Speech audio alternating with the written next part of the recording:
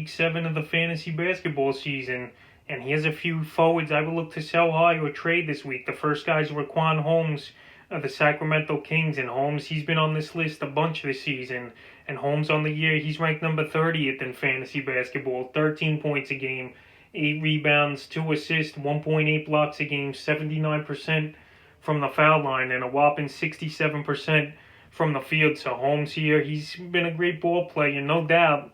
But his last game is probably his best game of the season, all around at New Orleans. 17 points, 10 rebounds, 3 assists, 6 blocks, 71% from the foul line, and a whopping 85% from the field. Holmes, I've been doubting him the whole season. He's been putting up huge numbers and having some huge games, but right now I don't think it's going to last for him.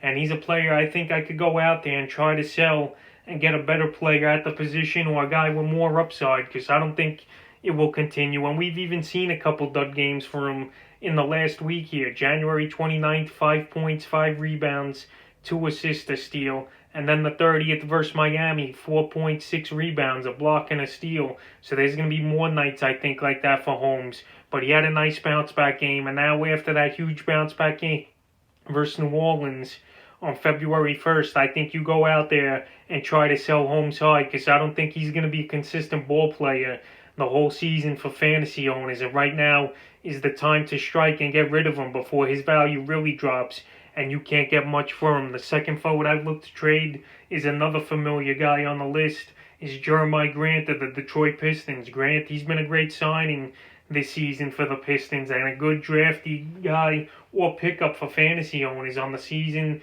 23.7 points a game, 5.8 rebounds, 3 assists, 1.2 blocks, 2.5 threes, 86% from the foul line, and 45% from the field. So Jeremiah Grant, he's been having big games all season, but I don't think this is going to keep up for him, is Grant.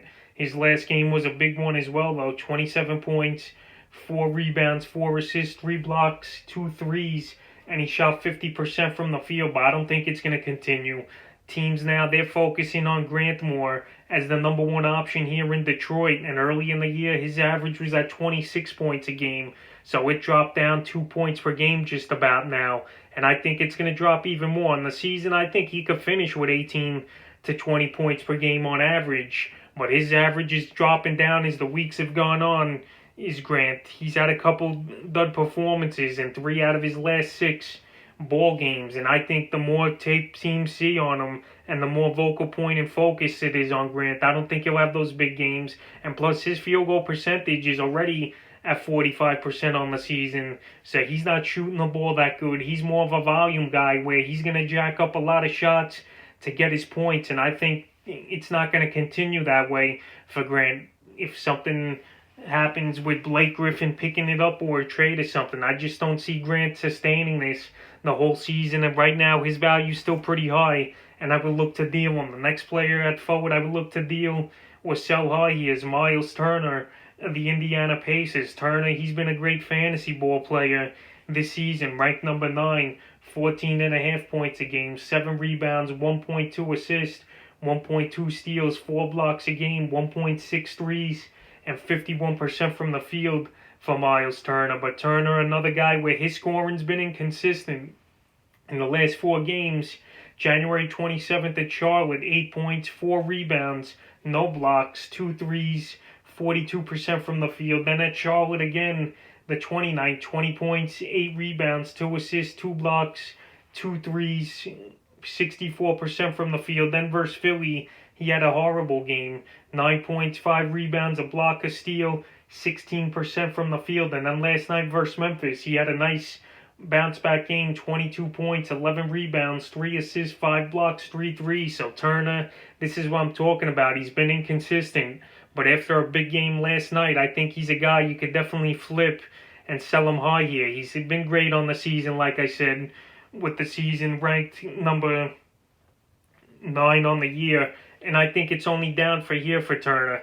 The shot blocking, I don't think he sustains it. And in the last 3 out of the 4 ball games, he only had 2 or less blocks, except last night, where he had 5. But I think the blocks are going to go down. There's many games where he scores single digits, and few and far between this season. It seems like he scored 20 or more points in that lineup there for the Pacers with Sabonis, obviously Malcolm Brogdon, and some other guys in that lineup. So I think right now, if you could sell Turner high once again, this is the time to do it before it's too late. The next forward I would look to sell high here is Harrison Barnes of the Sacramento Kings. Barnes, we've seen him have peaks and valleys this season, and right now he's at another peak, and this is the time where you should look to trade Barnes off here after having a few big games in a row. His last 4 games at Orlando, the 27th, 21 points, 5 rebounds, 4 assists, 2 steals for Barnes. And then at Toronto, the 29th, he had 26 points, 7 rebounds, 5 assists, 4 threes, and he shot 61% from the field. Then versus Miami, 11 points, 3 rebounds, 2 assists on the 30th, 50% from the field. And then February 1st at New Orleans, another big game, 24 points, 8 rebounds, 4 assists, a steal, a block, and 5 threes. This season, Barnes, he's definitely improved his three-point shooting, no doubt about it. And on the year, he's ranked number 51 in fantasy basketball. And in the last few weeks, he's ranked number 23. So this is the perfect time to sell him high. I think you could package him with someone else and get a great player or a good 2-for-2 deal where a guy who's been struggling, you could try to buy him low with putting Barnes in the deal. Because I don't think Barnes, he's going to keep this going. Last season, he was ranked 157th in fantasy, and his numbers were a little off than what they were now. And his three-point shooting, no doubt about it, it's improved. And in the last few weeks, he's hitting 3 threes a game. But I don't think that's going to continue for Barnes. He's more of a mid-range shooter than a three-point shooter. So right now, he's on a hot streak, and I would go out there and sell him if I could and get good value for him. And the 5th and final forward, I would look to sell high or trade this week's John Collins of the Atlanta Hawks. Collins, he's been a pretty good ball player and a guy that's been drafted in the 2nd or 3rd round of most fantasy leagues this season. And in the last few weeks, he's really on a tear once again, is Collins. 20 points a game, 7.7 rebounds, 1 assist, 1.7 threes, and 61% from the field for Collins. I don't think he's going to keep it up. He's 82 ranked in the last few weeks, is Collins. So he's playing good basketball for this Hawk team.